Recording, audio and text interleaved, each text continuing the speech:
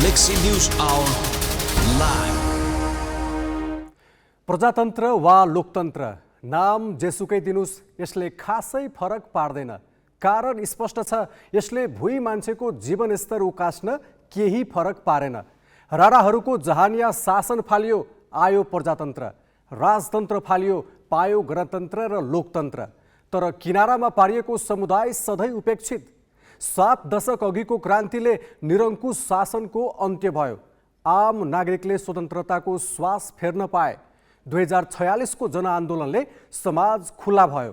त्यस्तै 62-63 को आन्दोलनले समावेशितालाई अङ्गीकार गर्यो। तर देशको आर्थिक उन्नतिका बाटा सहज भएनन्। जुनसुकै शासक र व्यवस्था आए पनि गरी खाने वर्ग पिल्सिरह्यो। सेवा सुविधामा सीमित वर्गको हाली मुहाली चलिरह्यो। प्रजातन्त्र स्थापनाको 7 दशक पूरा हुँदा समेत न समृद्धिको अपेक्षित गति मुलुकले समाउन सक्यो, न लोकतान्त्रिक प्रक्रिया नै परिपक्व हुन पायो। राजनीतिक दलहरू न जवाफदेही भए न त पारदर्शी। स्थायी सरकार भनिने कर्मचारी तन्त्र पनि कुशासनको कर्ताबाहेक केही भएन। स्वविवेकी नागरिक समाज निरन्तर खबरदारी गर्न चुक्यो। न्युज आवरमा आज हामी लोकतन्त्रको लाभांश कसरी मुठ्ठीभर व्यक्तिका सीमित वर्गमा मात्रै सीमित भयो यसको चिरफार गर्नेछौँ। यस्तै एमसीसी मुद्दामा शक्ति राष्ट्रको टकरावले कसरी नेपाल खेल मैदान बन्दैछ र यसको सहज अवतरणको सम्भावना छ कि छैन भन्ने प्रश्नको उत्तर पनि खोज्नेछौँ।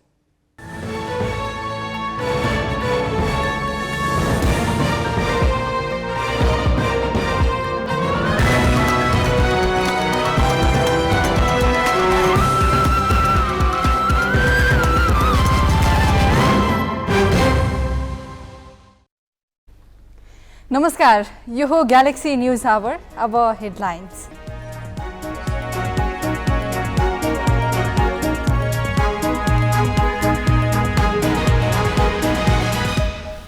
प्रजातन्त्र स्थापनाका 71 वर्षमा पनि सीमान्तकृत समुदाय पिल्सिए। सीमित वर्ग र परिवारको हालीमुहाली, भ्रष्टाचार अर्को चुनौती।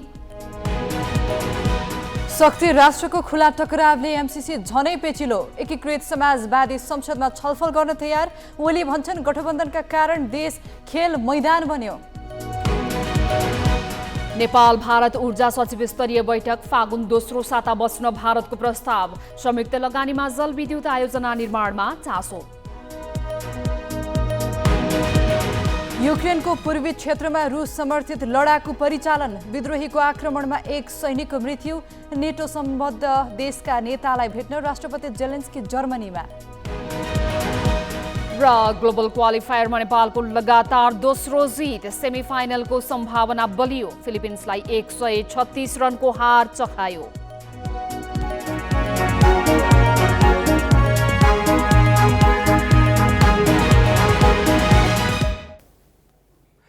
एमसीसीलाई लिएर घरेलु राजनीति त उथलपुथल भइरहेकै थियो।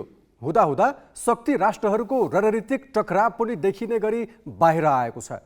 खास गरी चीन र भारत खुलेआम आम्ने सामने देखा परेका छन्। के अब एमसीसी मुद्दा नेपालले आफै सल्टाउन नसक्ने गरी काबु बाहिर गएको हो त?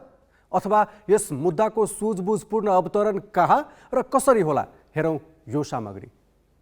एमसीसी बारे नेपालमा विकसित राजनीतिक घटनाक्रमबारे चीनले यसरी टिप्पणी गरेको छ कि यो हदसम्मको आक्रामकता उसले नेपाल मामिलामा विगतमा सायदै देखाएको थियो। उसले एमसीसी पारित गराउन अमेरिकाले धम्कीपूर्ण कूटनीति गरेको आरोप लगाउँदै त्यो सह्य नहुने मात्र भनेको छैन, दबावपूर्ण कूटनीति र नेपालको सार्वभौमिकता एवं हितलाई हानि पुर्याउने गतिविधिको प्रतिरोध गर्ने सम्मको चेतावनी दिएको छ।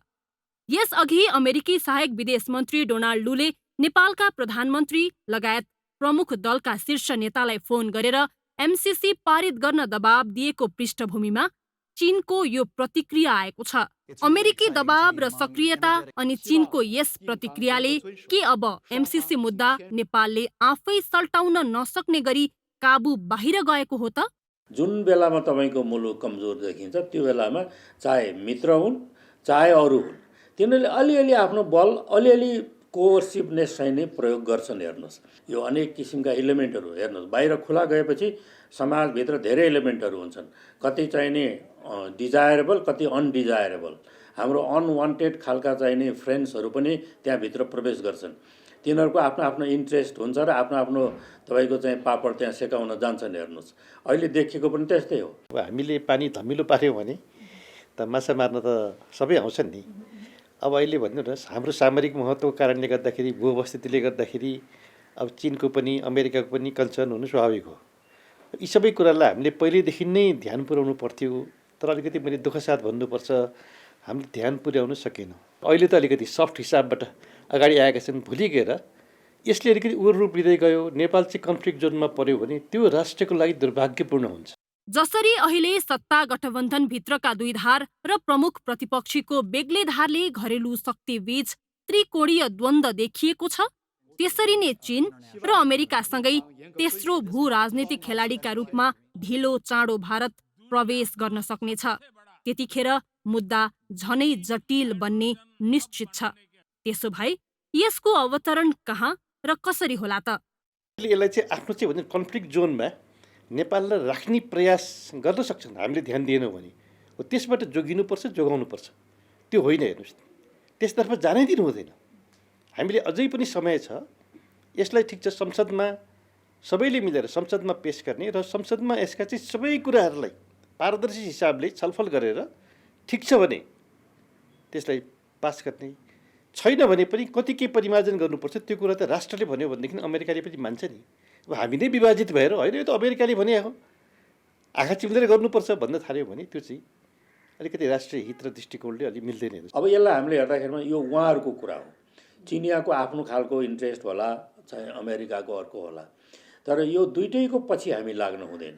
हामी के गर्नुपर्छ त भन्दाखेरिमा हामीले हाम्रो इन्डिपेन्डेन्स, हाम्रो सोभरेन्टी लाई कायम गरेर अनि हाम्रो जनताको हितमा हामीले वैदेशिक सहयोगहरूलाई कसरी सदुपयोग गर्ने भन्ने विषयमा खरो रूपमा उत्रिनुपर्छ। खासमा नेपाली राजनीतिक नेतृत्व विभाजित हुँदा नै बाह्य शक्तिको प्रभाव र हस्तक्षेप बढेको हो भन्नेमा कुनै दुविधा छैन। अझै पनि समान राष्ट्रिय दृष्टिकोण नबनाई कूटनीतिक मामिलामा एकले अर्कोलाई दोषारोपण गर्दै जाने हो भने र यसैमा समय खर्चने हो भने परिस्थिति काबुबाट फुत्किँदै जानेछ। कहिले विवाद मिलाउने नाममा त कहिले आफ्ना स्वार्थ र चासोको भारी बोकाउने उद्देश्यले विदेशीहरू हावी हुँदै जानेछन्। अझ अहिले त चीन र अमेरिका मात्र दृश्यमा आएका छन्। यसमा भारत नदेखिनुको अर्थ ऊ मौन बसेको छ भन्ठान्नु अर्को भूल हुनेछ। त्यसैले अब यो विषयमा भारतीय चासो समेत अगाडि आएमा वा भारतले पनि चासो दिएमा नेपाललाई सन्तुलन कायम राख्न थप हम्मे पर्नेछ। क्यामेरामा विष्णु थापा र रिकेश सिंहका साथमा सृजना घिमिरे, ग्यालेक्सी 4K, काठमाडौँ। नेपालले 5.5 वर्ष पहिले अमेरिकासँग गरेको MCC सम्झौता अनुमोदनका लागि तत्कालीन सरकारले 2076 असारमा संसद सचिवालयमा दर्ता गरेको थियो। तर त्यो सम्झौता संसदमा पेश गर्ने नगर्नेमा सत्ता गठबन्धनभित्र तीव्र विवाद भइरहँदा यस विषयमा अमेरिका र उत्तरी छिमेकी चीनका एक अर्कालाई लक्षित अभिव्यक्ति आए। आफू प्रधानमन्त्री हुँदा MCC अनुमोदनको पहल गरेका एमाले अध्यक्ष ओलीले गठबन्धनभित्रको विवादले नेपाल शक्ति राष्ट्रको खेल मैदान बन्न पुगेको बताएका छन्। MCCलाई लिएर अमेरिकालाई लक्षित गरी चीनको कडा टिप्पणी आएको भोलिपल्ट ओलीले सार्वजनिक रूपमै नेपाल ठुला शक्ति राष्ट्रको मसल लडाउन ठाउँ बनेको अभिव्यक्ति दिएका हुन्। उनले सरकारमाथि अन्तर्राष्ट्रिय सम्बन्ध, सहयोग र साझेदारी खतरामा परेको आरोप मात्र लगाएनन्, देश निकै अप्ठ्यारो र असहज स्थितिमा आइपुगेको पनि भनेका छन्। MCCमा 5 वर्ष अगाडि अहिले सरकारमा जो छन् तिनीहरूले नै सम्झौता गरे अनि त्यसलाई ठगी खाने भाँडोको रूपमा चुनावपछि एमालेको सरकार बन्यो।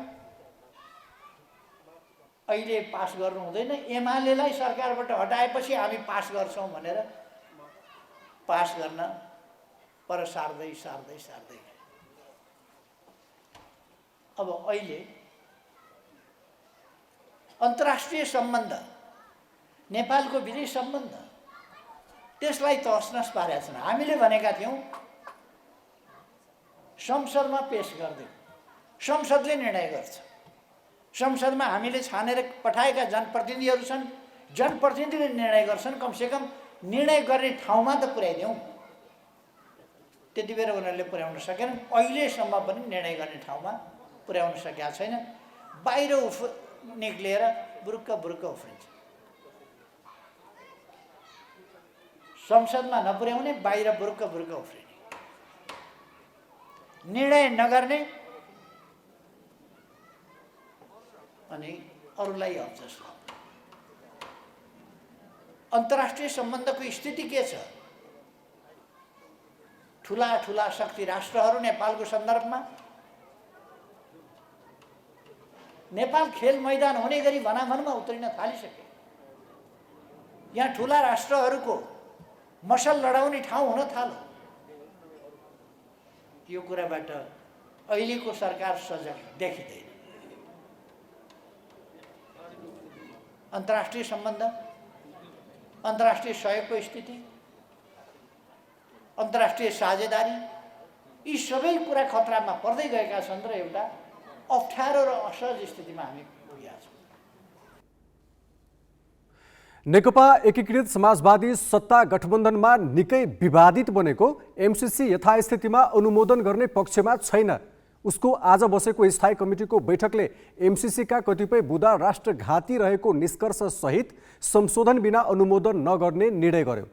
एमसीसीलाई राष्ट्रघाती ठहर गरेको त्यही बैठकले संसदमा टेबल गर्न दिने निर्णय गरेको छ। प्रधानमन्त्री शेरबहादुर देउवाले एमसीसी टेबल गर्नका लागि जोडबल गरिरहेका बेला त्यसको विपक्षमा उभिए सरकारबाट बाहिरिनुपर्ने भयले एकीकृत समाजवादी यो निर्णयमा पुगेको हो।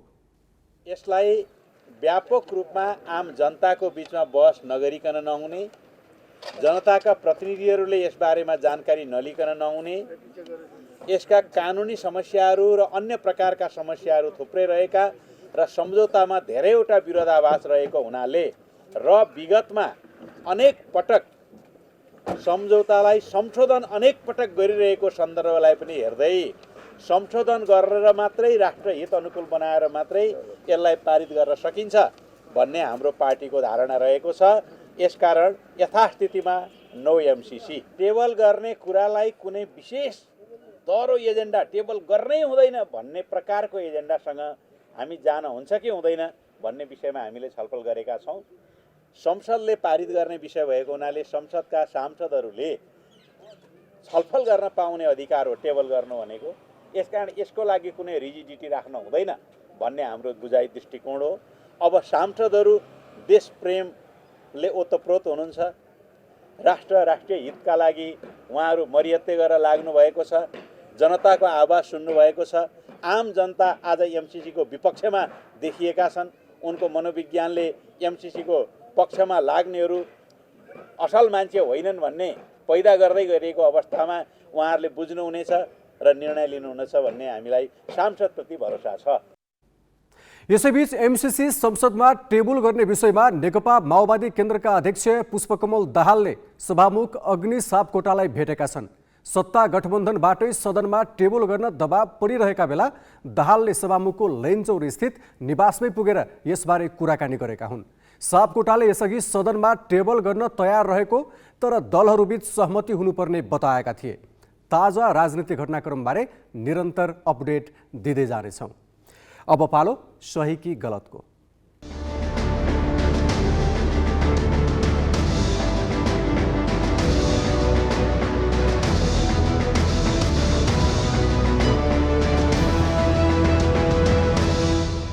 सही कि गलतमा हिजो हामीले सोधेको प्रश्न थियो, नेपाल र अमेरिका बीचको एमसीसी सम्झौतामा चीन बोल्नु सही कि गलत? ग्यालेक्सी एपमा सहीको पक्षमा 59% र गलतको पक्षमा 41% मत प्राप्त भएको छ।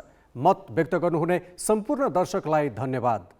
अब आजको प्रश्न, एमसीसी सम्झौता संसद टेबल हुन दिने तर यथास्थितिमा पारित हुन नदिने नेकपा एकीकृत समाजवादीको निर्णयलाई तपाईँ सही भन्नुहुन्छ कि गलत? तपाईले आफ्नो मत ग्यालेक्सी 4K टिभी एपमा गएर राख्न सक्नुहुन्छ।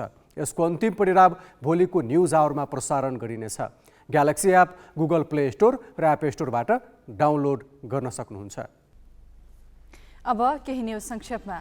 प्रधानमन्त्री शेरबहादुर देउवाले जननिर्वाचित प्रतिनिधिबाट मुलुकको शासन व्यवस्था सञ्चालन गर्ने पद्धतिलाई सुदृढ तुल्याउन सरकार प्रतिबद्ध रहेको बताएका छन्। 72औं प्रजातन्त्र दिवसका अवसरमा सैनिक मञ्च टुडीखेलमा आज आयोजित समारोहमा प्रधानमन्त्री देउवाले सरकारले छिट्टै स्थानीय तह तथा त्यस लगतै प्रदेश र संघीय तहको चुनाव शान्तिपूर्ण रूपमा गर्नेमा निश्चिन्त हुन आग्रह गरे। स्थानीय तहको निर्वाचन वैशाख 30 मा गर्ने घोषणा सरकारले यसअघि नै गरिसकेको छ। प्रधानमन्त्री देउवाले राजनीतिक रूपमा मुलुकले ठूलो फड्को मारेको र अब संघीय लोकतान्त्रिक गणतन्त्रात्मक शासन प्रणालीलाई सुदृढ तुल्याउन आवश्यक रहेको बताए। उनले गरिबी, अशिक्षा र पछौटेपन अन्त्य गरी समतामूलक समाज निर्माण गर्नुपर्नेमा जोड दिए। सैनिक मञ्चमा गरिएको कार्यक्रममा राष्ट्रपति विद्यादेवी भण्डारी, उपराष्ट्रपति नन्दबहादुर पुन, कायम मुकायम प्रधान न्यायाधीश दीपक कुमार कार्की लगायत विशिष्ट पदाधिकारी सहभागी थिए। कार्यक्रममा नेपाली सेनाले 2 वटा हेलिकप्टरबाट पुष्पवृष्टि गराएको थियो। संस्कृति, पर्यटन तथा नागरिक उड्डयन मन्त्री प्रेमबहादुर आलेले भैरवा हवाई रुटका लागि भारतीय समकक्षीसँग छलफल भइरहेको बताएका छन्। आज गौतम बुद्ध अन्तर्राष्ट्रिय विमानस्थलको निरीक्षणपछि सञ्चारकर्मीसँग कुरा गर्दै मन्त्री आलेले हवाई रुटबारे छिट्टै टुङ्गोमा पुगिने बताएका हुन्। छोटो हवाई रुटका लागि प्रधानमन्त्री शेरबहादुर देउवाको भारत भ्रमणका क्रममा कुरा उठाउने तयारी भइरहे पनि भ्रमण रद्द भएकोले टुङ्गिन नपाएको उनको भनाइ छ। वैशाख 1 गते नयाँ वर्षको अवसर पारेर विमानस्थल उद्घाटन गर्ने र बुद्ध पूर्णिमाको अवसर पारेर व्यावसायिक उडान सुरु गर्ने मन्त्री आलेले बताए।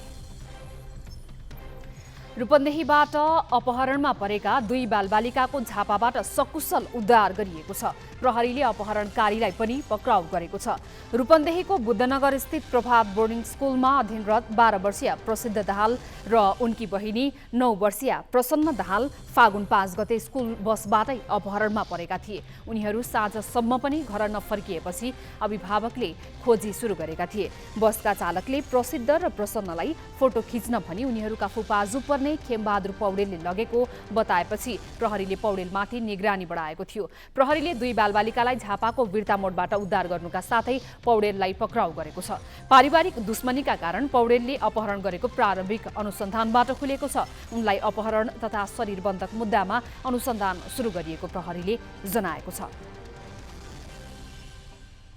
राष्ट्रिय प्रजातन्त्र पार्टीको अध्यक्षमा पराजित भएका कमल थापाले आज आफ्नो नेतृत्वमा राप्रपा नेपाल घोषणा गरेका छन्। प्रजातन्त्र दिवसको अवसरमा आज काठमाडौँमा एक कार्यक्रम गरी थापाले आफ्नो नेतृत्वमा राप्रपा नेपाल घोषणा गरेका हुन्। थापाले 2 वर्ष अघि राप्रपासँग पार्टी एकता गरेका थिए, तर मङ्सिर तेस्रो साता काठमाडौँमा भएको महाधिवेशनमा अध्यक्षमा पराजित भएपछि उनी हारमा निर्मल निवासलाई दोष दिएर माघ 25 मा राप्रपाबाट अलग भएका थिए। यसअघि राप्रपा नेपाल गठन गर्दा राजतन्त्र र हिन्दू धर्मलाई मूल एजेन्डा बनाएका थापाले अहिले राजतन्त्रको एजेन्डा छाडेका छन्। उनले घोषणा गरेको पार्टीमा उद्धव पौडेल, राजीव पराजुली लगायत नेताहरू पनि छन्।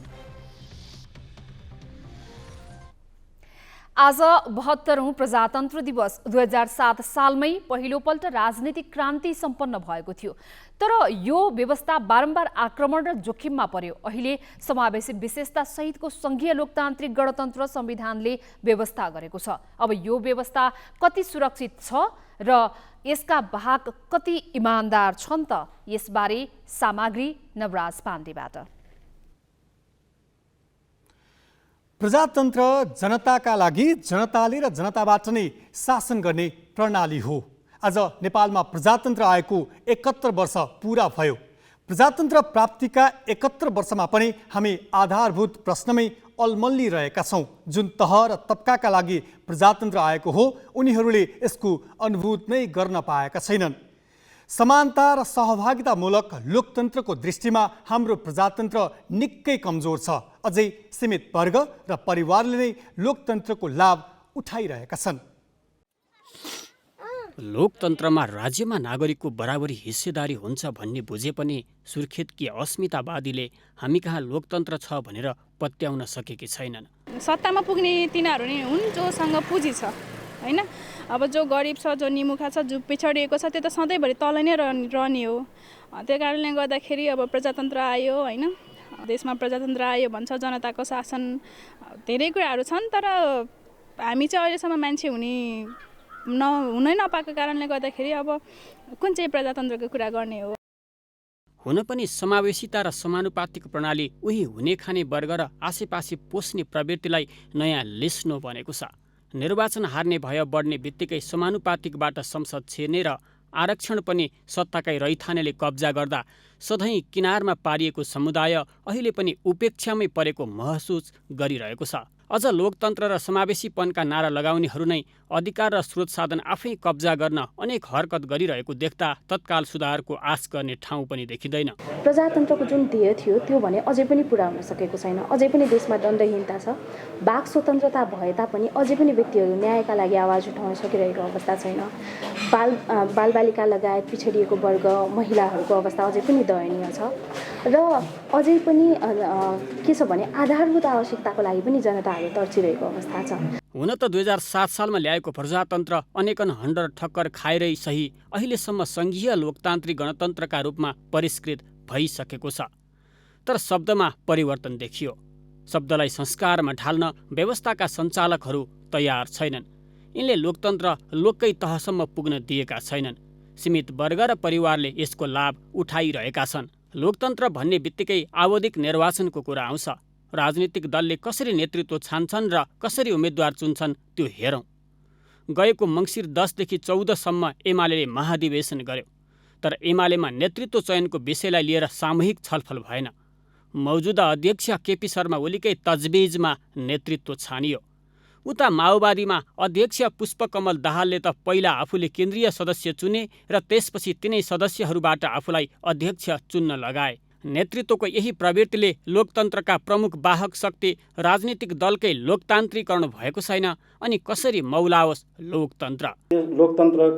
लोकतन्त्रलाई प्रत्येक मान्छेले महसुस गर्ने गरेर त्यहाँसम्म पुर्याउने एउटा मेकानिजम पनि हुनु पर्यो। तपाईँले भने जस्तो त्यो प्रणाली जस्तो चुनावै लोकतान्त्रिक हुनुपर्छ होला। लोकतन्त्रभित्र भने चुनावै लोकतान्त्रिक हुनुपर्छ होला।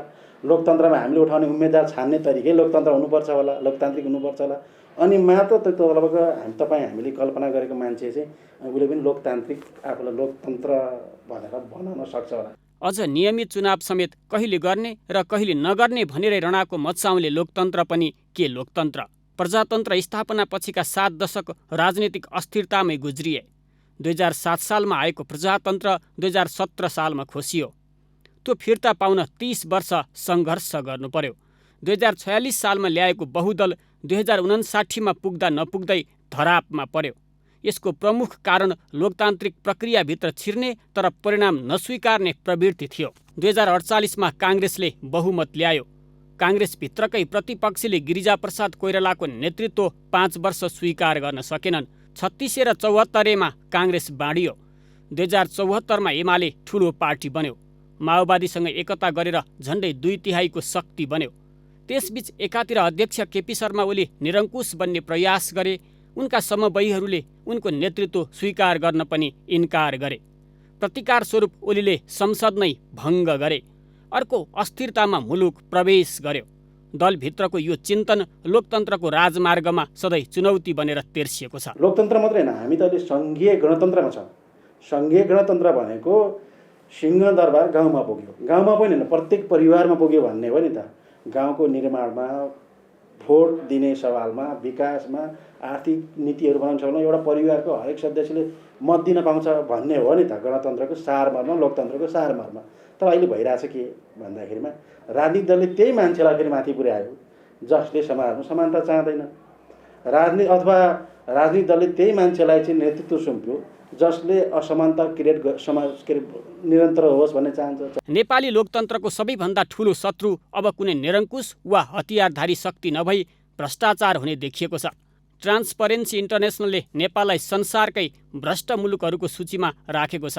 सुशासन सूचकमा नेपाल 117औं स्थानमा छ र केही वर्ष यता यसमा सुधारका कुनै सङ्केत देखिएका छैनन्। नेता, कर्मचारी र व्यापारी मिलेर नीति र कानुनमै चलखेल गरी राज्यको स्रोत साधन कब्जा गर्ने भयानक प्रवृत्ति मौलाएको छ। राज्यका एउटा अङ्गमा विचलन हुँदा अर्कोले नियन्त्रण र सन्तुलन कायम गर्नुपर्ने हो। तर यहाँ तिनै अङ्गहरूबीच अनैतिक मिलीभगत र लेनदेनका निकै अश्लील दृश्य छताछुल्ल भएका छन्। प्रधानमन्त्रीसँग प्रधान न्यायाधीशले गरेका सौदाबाजी र लेनदेनका विवरण अनि भएको संसदले एउटा विधेयकमा छलफलसम्म गर्न नसक्ने अवस्थाले कतै यो व्यवस्था पनि जीर्ण भइसकेको त होइन भनेर चिन्ता गर्नु परेको छ। हामी प्रजातन्त्र प्राप्तिको 71औं वर्षमा छौँ।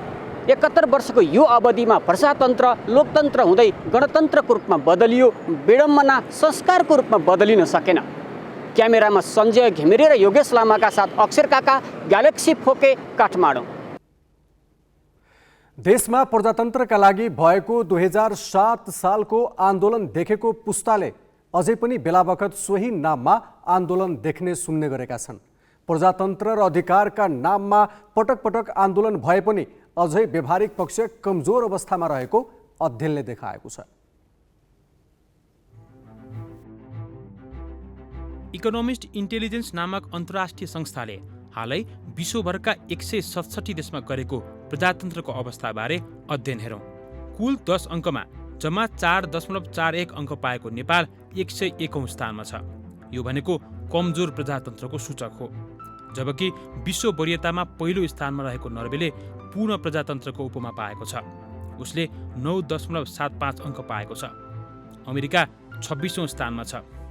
छिमेकी भारत 46 र श्रीलङ्का 67औं स्थानमा छ। अल्पसङ्ख्यकलाई दमन गरेको आरोप लागे पनि नेपालभन्दा केही उन्नत अवस्थामा रहेको बङ्गलादेश 75 अनि नेपाली भाषीमाथि दमन गरेर शरणार्थी बनाएको भुटान 81औं स्थानमा छन्। पाकिस्तान नेपालभन्दा केही तल 104औं स्थानमा छ। दक्षिण एसियाको अवस्था केलाउने हो भने नेपाल अफगानिस्तान र पाकिस्तानभन्दा मात्र उन्नत देखिन्छ। नेपालमा स्वतन्त्रता केही राम्रो भए पनि निर्वाचन प्रणाली, पछि परेका क्षेत्रको सहभागिता, राजनीतिक संस्कार लगायतका सूचक कमजोर छन्। यसैबीच हामीले देशका विभिन्न भागमा सोधेका छौँ, तपाईले लोकतन्त्रको अनुभूति के कुरामा गर्नुभएको छ? लोकतन्त्रलाई ठिक बाटोमा लैजाने संयन्त्र, ठिक बाटोमा लैजाने चाहिँ नै व्यवस्था चाहिँ त्यो चाहिँ पाउन सकेनौँ। जहाँ न्याय राजन शासन पछाडि प्रजातन्त्र आयो, त्यस प्रजातन्त्रले हामीलाई शिक्षाको अधिकार, स्वतन्त्रताको अधिकार र मानव अधिकारको सुनिश्चितता दिएको छ। यसो बोल्ने अधिकार त पायो, हाम्रा छोराछोरीहरू पढ्ने उ गर्ने मौका त पाएको छ, तर जति पाउनुपर्ने हो त्यो चाहिँ नेताबाट चाहिँ पाएको छैन। हिजो 7 सालमा नि उस्तै थिए, अहिले आएर यत्रो वर्ष 71 वर्षभन्दा बढी बित्दा पनि उनीहरूको अवस्था उस्तै छ। गरिबहरू गरिब नै भएका छन् र धनी झन् भएका छन्। हामी गरिब सधैँ ढुङ्गो माटोमा खेलेर खाने, हामी गरिबलाई लोकतन्त्र आए पनि केही प्रभाव परेकै छैन, केही फरकै भएको छैन। लोकतन्त्र आउनु भनेको कागलाई बेल पाक्नु जस्तै हो, हामी दुखीलाई दुखी नै हो जतिखेर नि। प्रजातन्त्रको कुनै पनि अर्थ भएन, किन भनेपछि अहिले त्यो जनताहरूले आफ्नो हक अधिकार खोजिरहन्, तर त्यो कुनै पनि लागु भएको छैन। भोट माग्न आउने बेला हामी यहाँ गर्छौँ त्यहाँ गर्छौँ, तपाईँहरूको यस्तो सुविधा देख्छौँ, पानीका धारा बाटा ताउँदो सब गर्छौँ भन्छन् कि जसलाई दिए नि भोट त दिनु पऱ्यो। भोट लिएर गयो भने फेरि यतातिर फर्किँदैनन्, के सुविधा छ त अहिले? जातीय पनि भित्रभित्र जातीय भन्दैछन्, भन्दा पनि अब छुवाछुत हुँदैछ, त्यो पनि अन्त भयो राम्ररी भएको छैन। बाहिरको बाहिरै छौँ हामी त भन्नु पनि भयो, भित्र त हामीलाई हुँदैन।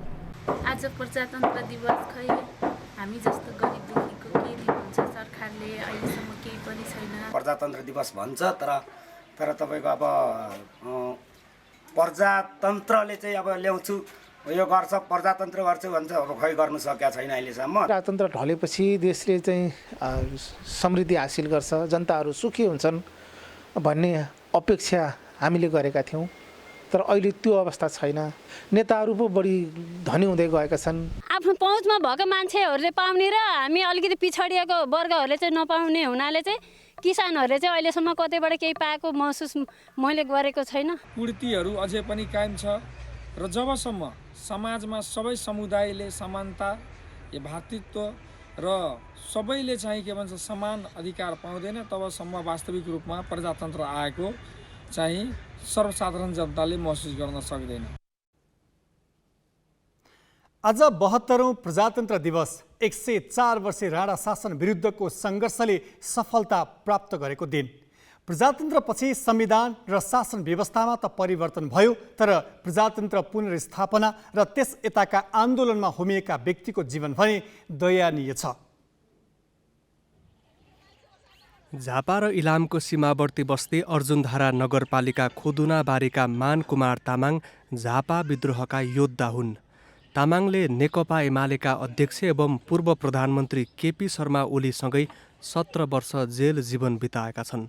तत्कालीन शासन पद्धति र शासकको प्रवृत्ति विरुद्ध लड्दै गर्दा तामाङले राधाकृष्ण मैनाली, सीपी मैनाली, ओली लगायतका कम्युनिस्ट नेताको नीतिको निर्देशनमा रहेर काम गरे।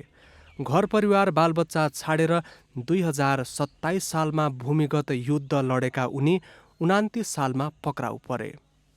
झापा आन्दोलनमा भूमिगत हिँड्दा 29 सालमा पक्राउ परेँ जयपुरमा। त्यहाँदेखि जेल परेपछि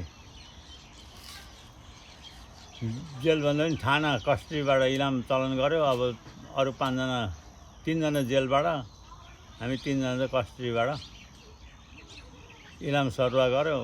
सरुवा गर्दाखेरि 5जना साथीहरू सुखानीमा मारे पञ्चायत व्यवस्थाले। म एउटालाई इलाम पुर्यायो। युवा उमेर कम्युनिस्ट पार्टीको मलजल र समाज परिवर्तनको सङ्घर्षमा खर्चेका तामाङ यति बेला सुकुम्बासी सरहको जीवन बाँचिरहेका छन्। उमेरले 78 वर्ष पुगेका उनी अर्जुनधारा स्थित नेते खोलाको छेउमा 5 कट्ठा ऐलानी जग्गामा बसेका छन्। आफ्नो जीवनको ठूलो हिस्सा आन्दोलन र जेलमा बिताएका तामाङको जीवन कष्टकर छ। यो देशलाई परिवर्तन, पञ्चायत कालदेखिको पञ्चायत व्यवस्था फ्याँक्नु, हरेक गर्नु र देशको राम्रो भविष्य होला, दुःख गर्नेको राम्रो, जनताले, पार्टीले, सरकारले हेर्ला भन्ने आशा गरिएको थियो। तर त्यो आशा निराशा भएको छ। उही जस्तोसुकै दुःख गरेर जस्तोसुकै व्यवस्था ल्याए पनि उही एउटा किंवदन्ती जस्तो हात्ती आयो फुस्छ भने जस्तो अवस्था देखा परिरहेको छ। व्यवस्थासँग अवस्था परिवर्तनको सङ्घर्षमा अग्रमोर्चामा खटिएका तामाङलाई अहिले 2 छाक टार्न समेत धौधौ छ। पुरानो कच्ची घरमा श्रीमती सहित बस्दै आएका उनी कहिले खोलामा बालुवा चाल्छन् त कहिले ढुङ्गा थुपारेर बेच्ने गर्छन्। कहिले बाँसका चोयाबाट सामग्री बनाएर जसो तसो गुजारा चलाउँछन्। 2.5 दशक अघि बनाएको काठको सानो टाँडे घर जीर्ण भइसकेको छ। पानी पर्दा चोइन्छ, हिउँदमा चिसोको सिरेटो भित्रै छिर्छ। देश परिवर्तनको खातिर जीवनको धेरै समय खर्चिएका मानकुमारको जीवन भने जीर्ण घरमा जेन तेन चलेको छ। ग्यालेक्सी फोकेका लागि झापाबाट नारायण अर्यालको रिपोर्ट। यति हुँदाहुँदै पनि लोकतन्त्रको विकल्प भनेको अझ सुदृढ लोकतन्त्र नै हो, जसले विधिको शासन स्थापना गरोस्। यसका निम्ति लोकतन्त्रका वाहक शक्तिहरूमा लोकतान्त्रिक आचरण र व्यवहार भए पुग्छ। यसले मात्र लोकतन्त्रलाई सबल र दीर्घजीवी बनाउन सक्छ। अब केही न्यूज संक्षेपमा। 1 वर्षमा मानव अधिकार उल्लङ्घन तथा ज्यादतीका घटनामा 6000 भन्दा बढी पीडित भएको तथ्याङ्क आज सार्वजनिक गरिएको छ। अनौपचारिक क्षेत्र सेवा केन्द्र इन्सेकले आज ललितपुरमा एक कार्यक्रम गरी सार्वजनिक गरेको नेपाल मानव अधिकार वर्ष पुस्तकमा उल्लेख गरेका अनुसार सन् 2021 मा मानव अधिकार उल्लङ्घन तथा ज्यादतीका घटनामा 6285 जना पीडित भएका छन्। यो सङ्ख्या अघिल्लो वर्षको भन्दा 700 बढी हो। मानव अधिकार ज्यादतीका घटनामा 5700 पीडित भएका छन्। तीमध्ये 5000 भन्दा बढी महिला हुन्। राष्ट्रिय मानव अधिकार आयोगका अध्यक्ष तपबहादुर मगरले पुस्तक सार्वजनिक गरेका छन्। शहीद स्मारक डिभिजन लिग अन्तर्गत मछिन्द्र फुटबल क्लबले 3 स्टार क्लबलाई 1-0 गोल अन्तरले पराजित गरेको छ। यसअघि नै लिग च्याम्पियन बनिसकेको मछिन्द्रको जितमा कप्तान सुजल श्रेष्ठले गोल गरे। त्रिपुरेश्वर स्थित दशरथ रङ्गशालामा भएको खेलको इन्जुरी समयको थप गरिएको 3औं मिनेटमा सुजलले पेनाल्टी मार्फत गोल गर्दै मछिन्द्रलाई 1-0 को जित दिलाएका हुन्। जितपछि यो सिजन अपराजित रहेको मछिन्द्रको 12 खेलबाट 32 अङ्क भएको छ। हारसँगै 3 स्टारले मनाङ र आर्मीलाई पछि पार्दै दोस्रो स्थानमा उक्लने मौका गुमायो। 3 स्टार 12 खेलबाट 18 अङ्क जोडेर तेस्रो स्थानमा यथावत छ।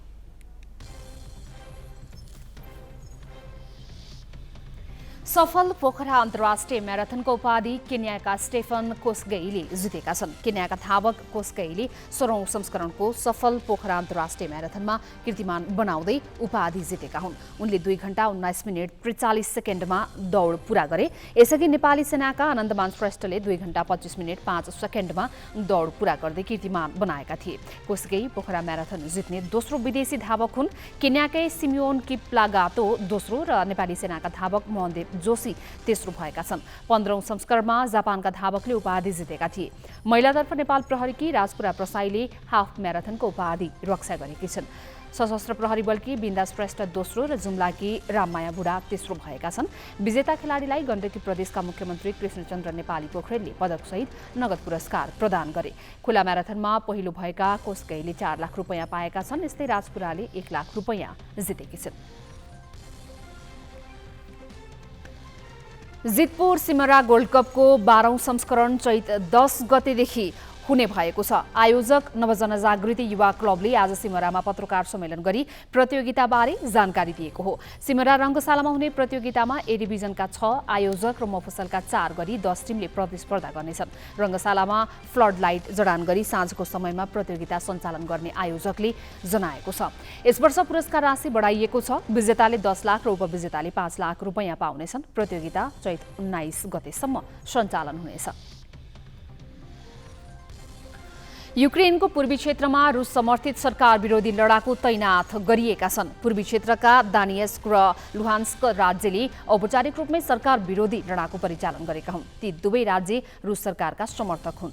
ती राज्यले स्वघोषित रूपमा आफै सरकार सञ्चालन गर्दै आएका छन्। विद्रोही लडाकुको आक्रमणमा परि आज एकजना युक्रेनी सैनिकको मृत्यु भएको छ। केही दिन यता सेना र विद्रोही लडाकुबीच झडप हुँदै आएको थियो। दानियस्क र लुहान्स्कमा करिब 30 लाख जनसङ्ख्या छन्। तीमध्ये 7 लाख रुसी नागरिक छन्। सन् 2014मा रुसले क्रिमिया नियन्त्रणमा लिएपछि यो राज्यले पनि स्वतन्त्र अभ्यास गर्दै आएका छन्। यसैबीच अमेरिका, बेलायत, युरोपेली देश लगायतको उपस्थितिमा जर्मनीको म्युनिखमा सुरक्षा सम्मेलन सुरु भएको छ। म्युनिख पुगेका युक्रेनका राष्ट्रपति भोलोदिमिर जेलेन्स्की विभिन्न देशका नेताहरूसँग छलफलमा जुटेका छन्। नेपालमा एमसीसी विवाद चर्किएका बेला भारतले नेपालसँगको ऊर्जा सहकार्यका लागि अर्थपूर्ण चासो व्यक्त गरेको छ। यसबारे थप चर्चा विनय कुमारबाट। नेपाल भारत ऊर्जा सचिव स्तरीय बैठक फागुन 11 र 12 गते गर्न भारतले प्रस्ताव गरेको छ। 2 वर्षदेखि नेपालले उक्त संयुक्त निर्देशक समितिको बैठक राख्न आग्रह गर्दै आए पनि कोभिड लगायत कारण देखाएर पन्छाउँदै आएको भारतले अहिले भने आफैले सक्रियता देखाएर बैठकको प्रस्ताव पठाएको हो। 2076 असोजमा भारतको बेङ्गलोरमा सम्पन्न बैठकपछि 2 वर्ष रोकिएर अब काठमाडौँमै बस्न लागेको हो। दुई देशबीच विद्युत व्यापारका लागि महत्त्वपूर्ण मानिएको विद्युत प्रसारण लाइन बनाउने अमेरिकी परियोजना एमसीसीलाई लिएर नेपालमा तीव्र राजनीतिक ध्रुवीकरण भएका बेला भारतले उच्चस्तरीय बैठकको प्रस्ताव पठाएको छ। उक्त बैठकमा 2 देशको संयुक्त लगानीमा जलविद्युत आयोजना निर्माण गर्ने प्रस्ताव भारतले अघि सारेको ऊर्जा मन्त्रालयले जनाएको छ। 1 दशक यता नेपालमा ठूला विद्युत आयोजनाको लाइसेन्स र ठेक्का चिनिया कम्पनीहरूले लिन थालेका छन्। यही पृष्ठभूमिमा भारतले दुवै देशको सरकारी लगानीमा नयाँ कम्पनी बनाएर बिजुली उत्पादन गर्ने योजना अघि सार्न खोजेको हुन सक्ने ऊर्जाका अधिकारीहरू बताउँछन्। भारतले यो वर्षको बजेट मार्फत कोइला लगायत खनिज इन्धनमा निर्भर आफ्नो ठूलो ऊर्जा बजारलाई स्वच्छ ऊर्जामा रूपान्तरण गर्ने घोषणा गरेको छ। यस आधारले पनि भारतले नेपालमा ठूला आयोजना अघि बढाउने प्रस्तावलाई जोड दिन सक्ने देखिन्छ। नेपालले भने बङ्गलादेशमा आफ्नो बिजुली बेच्न पाउने गरी त्रिदेशीय ऊर्जा व्यापार संरचना बनाउन माग गर्दै आएको छ। 2 देशबीच यसअघि नै जलविद्युत उत्पादन गर्ने समझदारी भएका पञ्चेश्वर र कर्णाली चिसापानी जस्ता ठूला आयोजना दशकौंसम्म लथालिङ्ग छन्। यता नेपाल विद्युत प्राधिकरणले 800 मेगावाट जडित क्षमताका आयोजनाको बिजुली भारतीय ऊर्जा एक्सचेन्ज बजारमा बेच्न पाउनुपर्ने माग राख्दै आएको छ। भारतकै विभिन्न निर्माण कम्पनीहरूले नेपालमा विद्युत आयोजनाहरू बनाइ पनि राखेका छन्। त्यसको चाहिँ विषयमा पनि केही पक्कै छलफल होला र नेपालले पनि कसरी हामी चाहिँ अब अगाडि बढ्ने 2 देशको बिचमा चाहिँ ट्रान्समिसन लाइनका कुराहरू छ। बेच्ने सम्झौता मात्रै भएर पनि हुँदैन। त्यो चाहिँ दिने बाटो पनि चाहियो। त्यसको लागि ट्रान्समिसन लाइनका कुराहरू छन्, प्रसारण लाइन र त्यसपछि चाहिँ विद्युत आयात निर्यात र तेस्रो देशमा विद्युत कसरी लैजाने भन्ने विषयमा नै कन्सन्ट्रेट भएर गर्नुपर्ने हुन्छ। अहिले नेपालले भारतबाट बिजुली आयात बढाए पनि भारतले केवल 39 मेगावाट क्षमताका आयोजनाबाट मात्रै किन्न अनुमति दिएको छ। भारतले चाहिँ तेस्रो भारतसित जोडिएका मुलुकको बाहेक अन्यत्र अरूको लगानी भएको, अरूको संलग्न भएको बिजुली खरिद गर्न उसले आनाकानी गरेको छ भन्ने मिडियामा आइरहेको छ। र नेपालको जलविद्युतमा विभिन्न किसिमका, विभिन्न ठाउँका, विभिन्न मुलुकका, विभिन्न पक्षका मानिसहरूको चाहिँ संलग्नता छ। तर लगानी त मूलत नेपालीहरूले नै गरेका छन्। र अहिलेको सन्दर्भमा अरू मुलुकबाट ल्याइएका सामग्रीहरू अथवा अरू मुलुकबाट आएका चाहिँ कन्ट्र्याक्टरहरूले गरेको कामलाई पनि त्यसले चाहिँ अन्यथा नलिकन नेपालमा उत्पादन भएको जलविद्युतलाई चाहिँ भारतले निर्बाध रूपमा चाहिँ खरिद गर्ने प्रक्रियामा चाहिँ जोड दिनुपर्छ भन्ने मलाई लाग्छ। नेपाल र भारत बीच भएका जल सन्धिहरू र तिनको कार्यान्वयनमा आफूहरू नराम्रोसँग ठगिएको बुझाइ नेपाली पक्षको छ। तर भारतले अघि सारेका नयाँ प्रस्तावमा पर्याप्त पूर्व तयारी गरेको भने देखिँदैन। सरकारी अधिकारीहरू बिहिबारबाट मात्रै तयारी थाल्ने बताउँछन्। राजनीतिक नेतृत्व एमसिसीकै लफडामा फँसेका बेला जलविद्युत उत्पादन, प्रसारण र बजारीकरणमा भारतसँगै चीन र अमेरिका जस्ता शक्ति राष्ट्रको पनि प्रवेश भएको छ। प्राकृतिक स्रोतमाथि शक्ति राष्ट्रहरूले चाल्ने कदमलाई सुझबुझपूर्ण ढङ्गले व्यवस्थापन नगर्ने हो भने यो नयाँ चुनौती बन्न सक्नेछ। पवन तिमल सिन्हा र विनय बन्जारा, ग्यालेक्सी फोके, काठमाडौँ। बिजनेस न्यूजका साथमा कर्पोरेट पे व्यावसायिक भुक्तानीलाई सरल बनाउँदै प्रणालीमा आबद्ध हुन आजै आफ्नो ब्याङ्क तथा वित्तीय संस्थामा सम्पर्क गर्नुहोस्।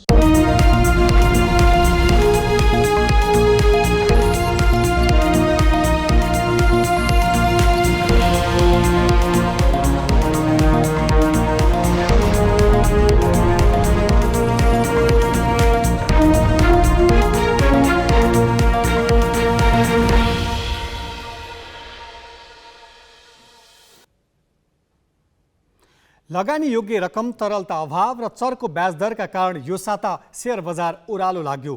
नेप्से परिसूचक मात्रै घटेन, कारोबार रकममा पनि गिरावट आयो। राष्ट्र ब्याङ्कले मौद्रिक नीतिको अर्धवार्षिक समीक्षा मार्फत मार्जिन प्रकृतिको कर्जामा थप कडाई गर्ने सङ्केत गरेपछि बजार थप दबावमा पर्न सक्ने विश्लेषण गरिएको छ। नेप्से परिसूचक 2.46% घट्यो। शेयर कारोबार गत साता भन्दा 8 अर्ब 63 करोडले घटेर 18 अर्ब 2 करोड रुपियाँमा सीमित भयो। परिसूचक र कारोबार रकम दुवैमा गिरावट आउनुको प्रमुख कारण बैंकिङ प्रणालीमा देखिएको तरलता अभाव र चर्को ब्याज दरलाई मानिएको छ। बैंकर्स सङ्घका अनुसार पछिल्लो 1 महिनामा वाणिज्य बैंकको निक्षेप 13 अर्ब रुपियाँले घटेको छ भने कर्जा 12 अर्ब रुपियाँले बढेको छ। निक्षेप घट्ने तर कर्जाको माग अत्याधिक हुने स्थितिले ब्याज दर बढेको छ। केही बैंकले फागुनदेखि मुद्दती निक्षेपमा 12.05% सम्म ब्याज दर दिन थालेका छन्। ब्याज दर वृद्धिको सिधा असर परेकाले नेप्से ओह्रालो लागेको विश्लेषण गरिएको छ। प्राविधिक विश्लेषण अनुसार नेप्सेले घट्दो ट्रेन्डलाई समाएको देखिन्छ।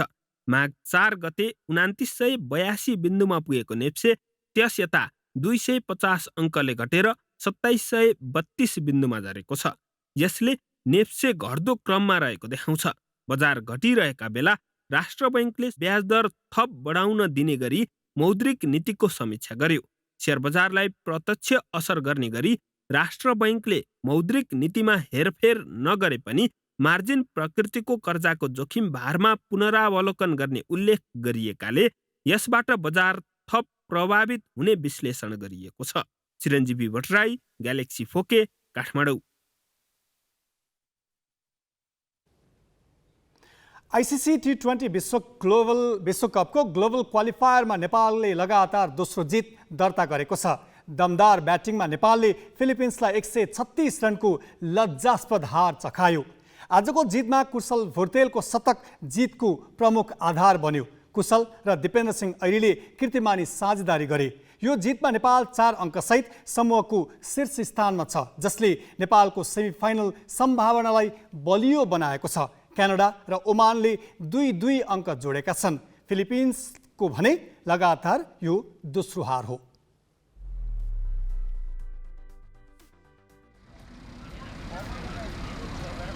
T20 विश्वकप ग्लोबल छनौट अन्तर्गत नेपाल रहेको समूह 1 मध्येमा फिलिपिन्स सबैभन्दा कमजोर मानिएको टोली हो। छनौटमा विपक्षी टोलीले आफ्नो रन रेट सुधारको रूपमा फिलिपिन्सलाई हेरेका छन्। शुक्रबार पहिलो खेलमा क्यानाडाले 118 रनले पराजित गर्दै बलियो रन रेट बनाएको थियो। नेपालले पनि फिलिपिन्स विरुद्ध जितसँगै रन रेटमा सुधार गर्ने लक्ष्य राखेको थियो र भयो पनि त्यस्तै।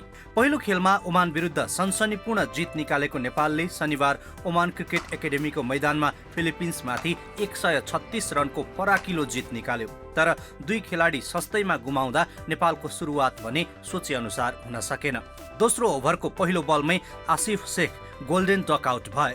1 डाउन मैदान आएका कुशल मल्ल लामो शट खेल्ने क्रममा 12 रनमै क्याच आउट भए। तर त्यसपछि क्रिजमा आएका दिपेन्द्र सिंह ऐरी र ओपनर कुशल भुर्तेलले नेपालको इनिङ्स मात्रै सम्हालेनन्, आक्रामक ब्याटिङ गर्दै फिलिपिन्स सामु विशाल योगफलको लक्ष्य प्रस्तुत समेत गरे। शीर्ष क्रमका ब्याटरले देखाएको प्रदर्शनले ब्याटिङमा सुधार हुँदै आएको सङ्केत मिलेको छ।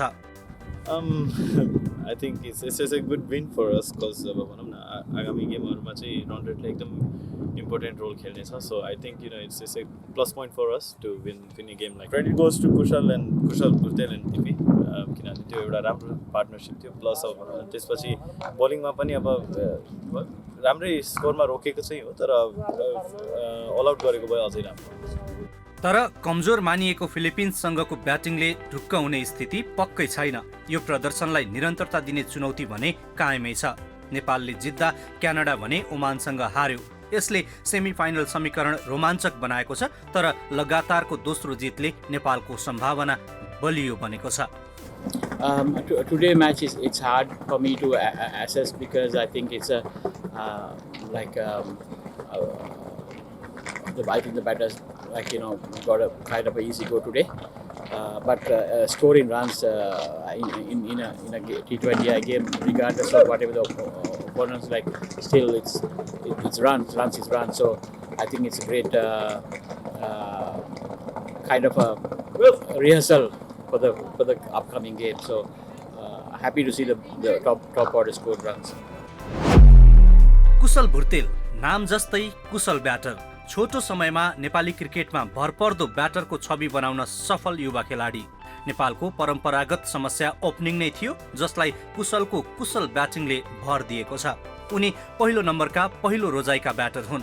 त्यसैले 4 देशीय खेलमा प्रशिक्षक पुबुदुले परीक्षण गर्दा आयरल्यान्ड विरुद्धको अन्तिम खेलमा उतारे। आयरल्यान्ड र जारी क्वालिफायरको ओमान विरुद्ध उनको प्रदर्शन निराशाजनक रह्यो, तर फिलिपिन्स विरुद्ध उनले T20I करियरकै उत्कृष्ट प्रदर्शन गरे। उनले शतकीय पारी खेले। यो उनको T20I करियरको पहिलो शतक हो। उनी T20I मा नेपालको लागि शतक बनाउने तेस्रो खेलाडी बने। राष्ट्रिय टोलीबाट अन्तर्राष्ट्रिय मात्र 8 खेल खेलेका उनले 4 अर्धशतक र 1 शतक आफ्नो नाममा राखिसकेका छन्। युवा ओपनर कुशलले दिपेन्द्रसँग कीर्तिमानी साझेदारी गरे। पुरै ओभर खेलेका कुशलले दिपेन्द्रसँग T20 अन्तर्राष्ट्रियमा नेपालका लागि कुनै पनि विकेटका लागि 171 रनको साझेदारी गरे, जुन साझेदारी विश्वकै 9औं नम्बरको सर्वाधिक हो। यसले कुशल र दिपेन्द्रको टिम एकता उत्कृष्ट रहेको समेत प्रष्ट पार्यो। महत्त्वपूर्ण ग्लोबल क्वालिफायरमा नेपाललाई चोटले सबैभन्दा बढी सतायो। टिमसँगै ओमान पुगेका तीव्र गतिका बलर करण केसीले ब्याक इन्जुरीका कारण विश्वकप छनौट गुमाए। उनी ओमानबाट फर्किएसँगै उनको स्थानमा गुलसन झालाई ओमान बोलाइयो। तल्लो क्रममा ब्याटिङको क्षमता राख्ने गुलसनले T20I मा फिलिपिन्स विरुद्ध डेब्यू गर्ने अवसर समेत पाए, तर यो इन्जुरीले निरन्तरता पाउँदा अनुभवी शरद भेस्वाकर पनि टिमबाट बाहिरिए। एङ्कल इन्जुरीका कारण शरद बाहिरिए। उनको स्थान कुशल मल्लले लिए र फिलिपिन्स विरुद्ध खेल्ने अवसर पनि पाए। उनी 12 रनमा आउट भए। विश्वकप छनौटमा लगातारको जितसँगै नेपाल तालिकाको शीर्ष स्थानमा छ। लगातारको जितले उत्साहित बनेको नेपाल ग्रुपको अन्तिम खेलमा क्यानाडालाई समेत पराजित गर्दै शीर्ष स्थानमा रहेर सेमिफाइनल पुग्न चाहन्छ। सेमिफाइनल पुगेको खण्डमा सबैभन्दा चुनौतीपूर्ण खेल सेमिफाइनल नै हुनेछ, जुन पक्कै सहज हुने छैन। फिलिपिन्स विरुद्ध नेपालको ब्याटिङ उत्साहजनक रह्यो। कुशल र दिपेन्द्रले कीर्तिमानी साझेदारी गरे, जुन पछिल्लो समय नेपाली क्रिकेटलाई जरुरी पनि थियो। तर समूहकै कमजोर फिलिपिन्स विरुद्धको ब्याटिङबाट ढुक्क हुने स्थिति भने छैन। यही प्रदर्शनलाई बाँकी खेलमा निरन्तरता दिन जरुरी छ। क्यामेरामा रविन्द्र श्रेष्ठका साथ जितबहादुर साउद, मस्कट, ओमान। आज फिलिपिन्स विरुद्ध नेपालले शानदार जित निकालेको छ।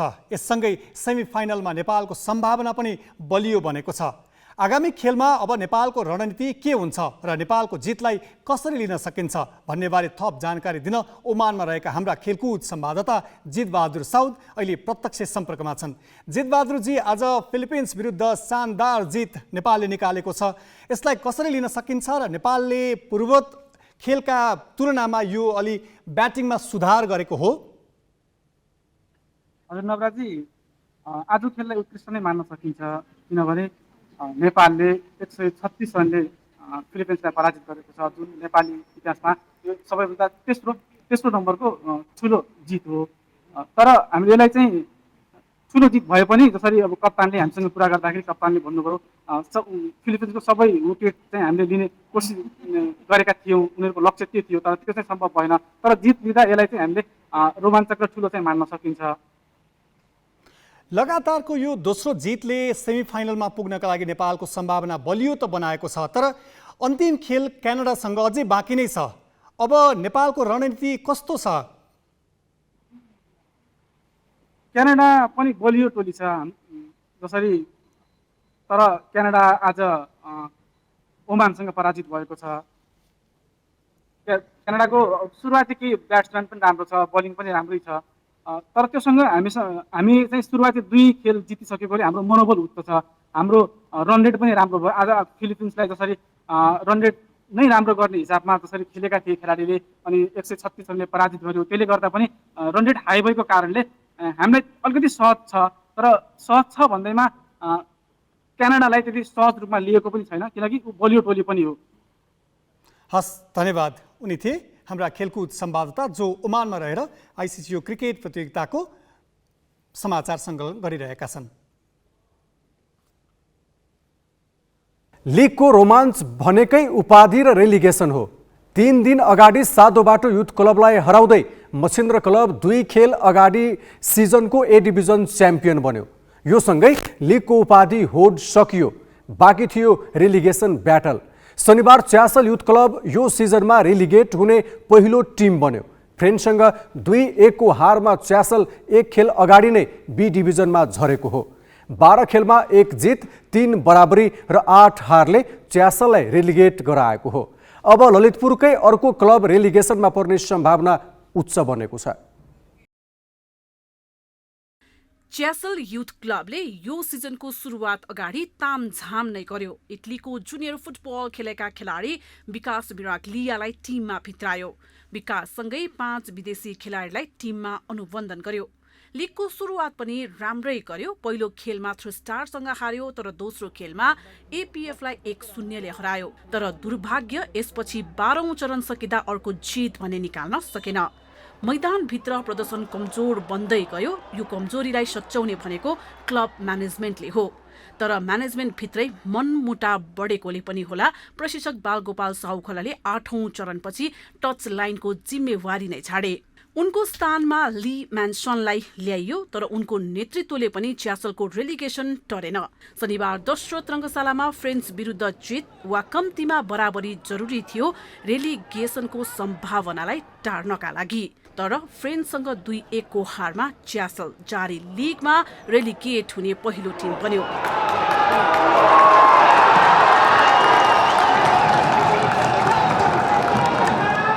पछिल्लो 3 खेल सम्हालेका म्यान्सनले माफी मागे।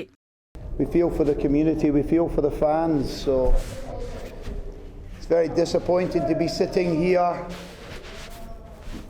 having just been relegated, so I would like to apologise to the general fan base for our season's work. I feel most sorry for the community and the board. I think as a playing staff and a coaching staff, I think we've let them down. Chyasal फुटबलकै लागि स्थापित club हो, तर उसको A division यात्रा तेस्रो सिजनमै सकियो। यो पटक टिममा विदेशी खेलाडी विकास मिराग्लिया ओभर रेटेड भए। उनको प्रदर्शन नीरस रह्यो अनि टिमको कप्तान राष्ट्रिय टिमका पूर्व कप्तान विराज महर्जनलाई दिइएको थियो, तर उनको लामो फुटबल अनुभव पर्याप्त भएन। अनुभवी कर्ण लिम्बू र मनाङबाट गएका कमल श्रेष्ठ पनि टिमकै सदस्य हुन्।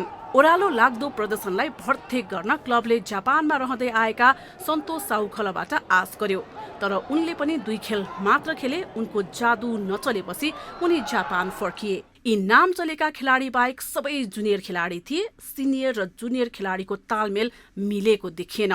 च्यासलले लिगको 12 खेलमा 1 जित, 3 बराबरी र 8 हार बेहोर्यो। यो प्रदर्शन उसको रेलिगेसनको कारण बन्यो। Overall, I didn't feel we played too badly. We had the ball, we moved it, but we've just failed to score goals, and you need to do that. No matter how much you have the ball, you've got to score goals. And we haven't done that all season. If you look, I think our total goals is 5, 2 of which are penalties. That's not enough in 13 games. The league doesn't lie, so we haven't been good enough. ओह्रालो लागिरहेको च्यासललाई कोरोनाले पनि सतायो। एकै पटक 19 खेलाडी संक्रमित भए। यसरी विभिन्न कारणले यो पटक च्यासलले 12 खेलमा मात्र 6 अङ्क बनायो र बी डिभिजनमा चढ्ने पहिलो टिम बन्यो। 2037 सालमा स्थापित च्यासल 2065 सालमा सी डिभिजनमा बढुवा भएको थियो।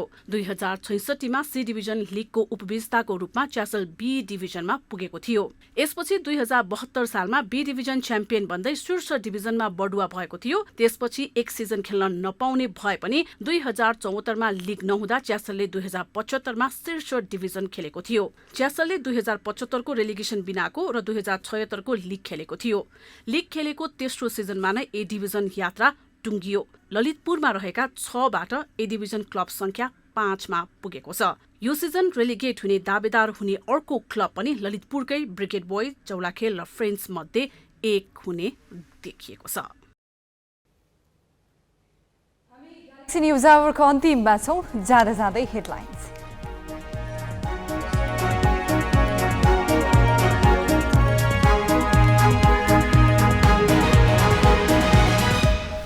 प्रजातन्त्र स्थापनाका 71 वर्षमा पनि सीमान्तकृत समुदाय पिल्सिएको पिल्सिए। सीमित वर्ग र परिवारको हालीमुहाली, भ्रष्टाचार अर्को चुनौती।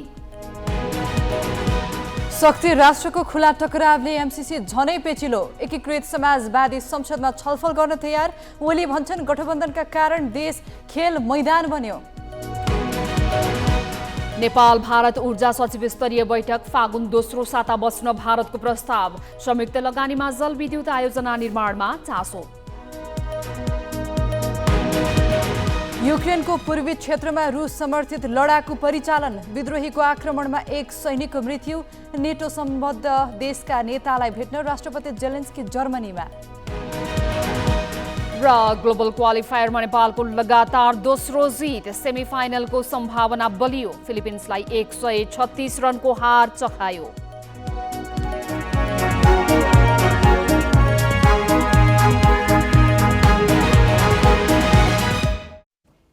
आजलाई ग्यालेक्सी न्यूज आवर सकियो। नमस्ते।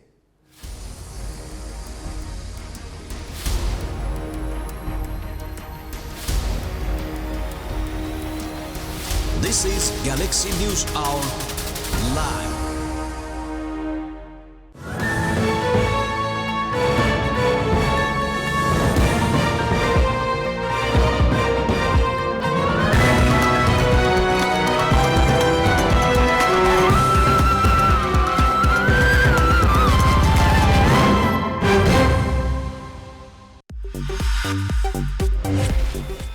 Galaxy News Hour brought to you by Ridge College of Engineering and Management, Balkumari, Lalitpur.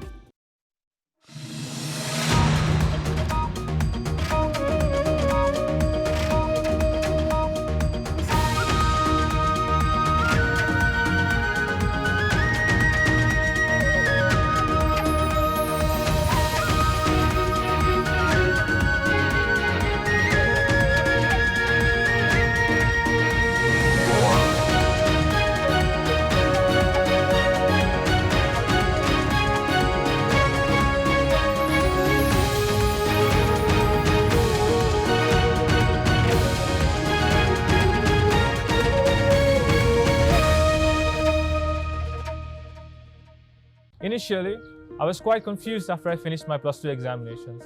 I didn't know where to begin or how to start.